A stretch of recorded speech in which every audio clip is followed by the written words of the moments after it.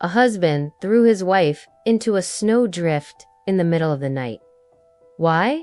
Because she couldn't stop snoring. Good evening, friends. Welcome to our channel. The stories that we are going to tell you today happened to real people, and they were sent to us by our subscribers. Our next author is from Ireland. It was 2 in the morning, and I was awoken by my wife's loud snoring. Now, she has always been a very heavy sleeper and a chronic snorer, but lately it has gotten much worse. We sleep with the window open at night for fresh air, and I assume that's why she's been making a lot of noise. Every time I tried to tell her to sleep with her mouth open, she would just turn over and continue sleeping. So I started putting up with it, but one night I got so pissed off that I grabbed the pillow from under her head and shoved it in her face until she suffocated and woke up. She was furious, but I didn't care because she finally stopped snoring for the rest of the night. Since then, she's been sleeping with her mouth open every night, but I still occasionally have to shove that pillow in her face. Damn you, snoring. Another story from Ireland. This happened about 30 years ago. My father-in-law had a heart attack and died in his sleep.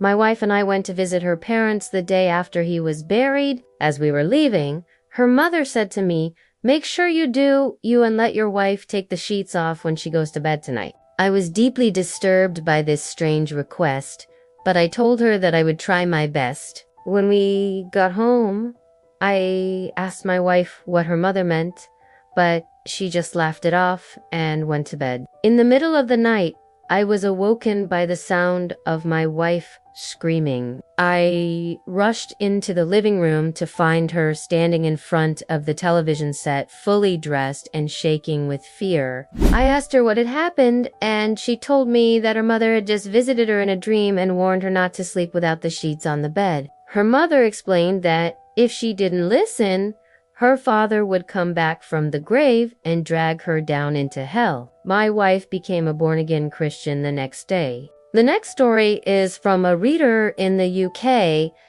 This happened many years ago when I was married. My wife and I had separate duvets on our double bed, which was handy when one of us wanted to watch TV while the other was trying to sleep. One night I woke up to find my wife throwing the duvet off the bed and shouting, "Get out of here, you dirty animal." I thought something must have crawled into my duvet, so I sat up and started feeling around. That's when I felt something moving. I pulled the duvet away from me and flung it onto the bedroom floor. There, looking back at me with wide eyes, was a small kitten. I asked my wife how the kitten got in, and she told me she had no idea. We couldn't very well leave the poor thing out in the cold, so we let it curl up on the rug beside the bed. My wife kept telling me to get rid of it, but I refused. And that's when she did something that I never expected. My wife got into